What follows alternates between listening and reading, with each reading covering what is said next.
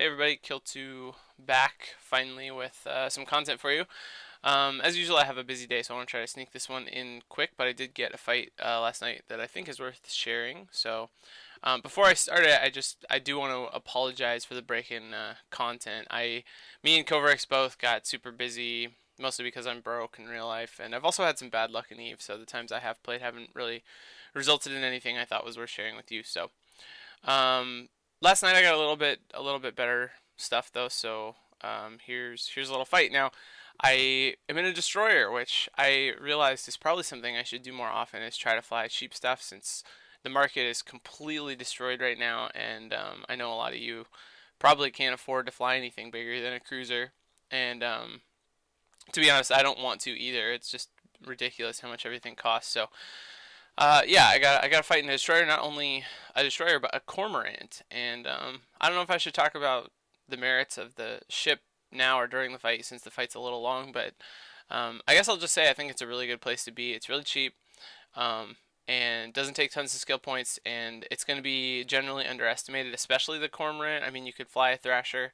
People are going to have a little higher expectations of a thrasher. Like you're going to get a little less engagements from other frigs and stuff, but any of the destroyers I think are a really good route right now, and I'll post the fit in the end of the video in a picture like usual. So anyway, I'll go ahead and start the fight now. Basically, I just flew a couple jumps in through the M-O entry, and which is tribute, and went one hop over to the station system where there was a bunch of miners. I warped to the station. There was a Drake. I warped back to the outgate, and when I landed on the outgate, there was a Harbinger there. And then me and the Harbinger jumped together through to the next system, and this is us both uncloaking at the same time. And he clearly wants to fight me.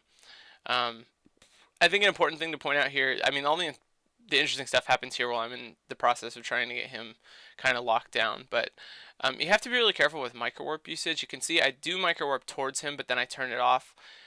If you have your microwarp on too long on your way towards a battlecruiser like this, he's going to kill you because of your sig being bigger and because you're constantly going to be slingshotting kind of away from him and give him the ability to track. So as soon as I'm close enough, the microwarp goes off and I just hit orbit 500 on him and I keep that. And then I have to kill drones.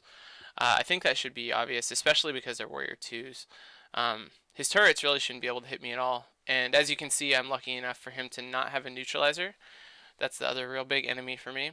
And so once his drones are down, and he doesn't have a newt. He does have a scram. He doesn't have a web either, it looks like, even though that wouldn't matter if he did. And so I can just orbit him 500 now, and he can't do anything about it. And so that's the important part of the fight, and I think that's something that you can definitely do with destroyers. Your target selection is going to be kind of finicky. Like, you can't do this to a hurricane, obviously, because usually they're going to have newts and tracking enhancers, and you're going to be dead before you know what happened. But there's a lot of ships that you can, especially things like tier 3 battlecruisers, some battleships, some battlecruisers like this guy, a Cyclone, a Brutix. There's plenty of things that you could potentially pull this off with. And this happened to be a perfect example. Drakes are definitely going to be tough. Um, there's cruisers too that'll work though, like potentially something like a Thorax or a Vexor if you're able to clear drones off. Those are often going to be more difficult because sometimes they'll have small guns or sometimes they'll have more drones to deal with or track better or whatever. But anyway, it's an option is the point. And so I did put this section of it at double speed. It looks like crap the way I've got it viewing from me right now. Hopefully that doesn't happen in the render, but um, I just can just orbit this guy. Now this is the next interesting part of the fight. You can see I have my look at thing on him so I can see what he's doing, and you can see he just aligned back towards the gate, and I don't know if you can make out his speed, but he turned his microwarp on and sped up to like 65 meters a second, which isn't much, or not his microwarp, but I guess he's just slow boating at 65 or so. And that, I wonder if he has an afterburner. That seems too fast to me. Anyway, he will make it back to the gate at this pace, and so you kind of have to think about the fact that when you do get a ship locked down like this, it's like kind of a chokehold where he just can't do anything. He can't hit me. So he's got to change his priority from killing me to escaping, which is why if you're ever going to be in a super long fight like this, it's better not to engage on a gate if you have the option, because they can make it back to the gate. But you can see what I do right now is I double clicked away from him, hoping that he would either notice that I'm out at 3K and start shooting again, or that he would still have his guns on and that he would start tracking me and he'd notice a bunch of damage come in, and then he would kind of be more interested again. He would stop moving towards the gate, or he would just hold his aggro longer, whatever. Um, for whatever reason, when I did that, he didn't have his guns on at that point, even though he still had me aggroed. He still had a point on me. But then at the same time, his help shows up in the form of this Drake, and that's a problem. I actually am really satisfied with how well my Cormorant tanked the Drake. I was actually able to be on the field a really long time. So you can imagine if you had like 2 or 3 of these, you could easily kill a Drake.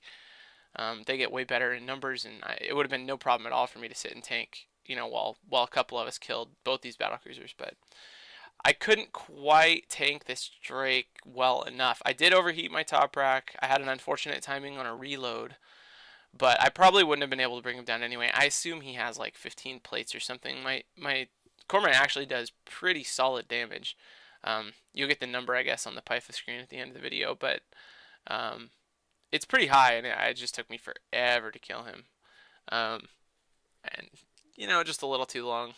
And actually, by the time I do go down, I think a hurricane comes in as well, which is pretty satisfying. I mean, even though this is a good example for me of a win that's not actually a win, it would have been great to get the kill mail, but it feels pretty good just to know that I won against the Harbinger, and I almost won against the Harbinger and the Drake. And I don't think it's too hard to do. And the nice thing is with this ship, I mean, you really can put that together for 2 or 3 million ISK, and and it'll do the job. You can get all kinds of fights with it. I mean, I talked about all the big things you can fight, but it's totally viable and great against smaller stuff. The biggest weakness against smaller stuff is that it's really slow. It's actually only 1,500 meters a second or something before heat, which is pretty slow.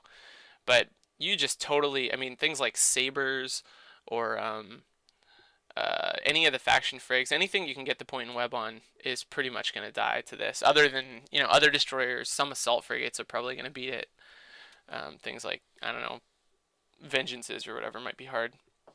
But generally, it's a great way to go for the price. So I don't know. I hope that's interesting. I want to try and focus a little bit on smaller ships more because I know a lot of you have been asking about that for the podcast as well, and it's just something I don't know as much about, which is why we generally don't get to it. But I want to try and focus on that since in this economy, it's a good way to spend your ISK, I think. So anyway, I hope you're all doing well. I hope I get more content.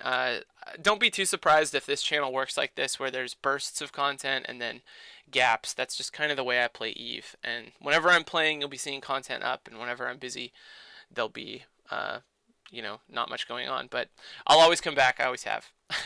So and expect a gap starting around May 15th. And if anybody wants to share BattleNet IDs, let me know. All right. Hope to have some more stuff for you soon. I'm going to be playing the next couple weeks, I hope. So hopefully more content to come. And thanks to everybody for supporting us for the podcast. It's been going really well, and it's been fun to do. So thanks for that. All right. See you guys next time.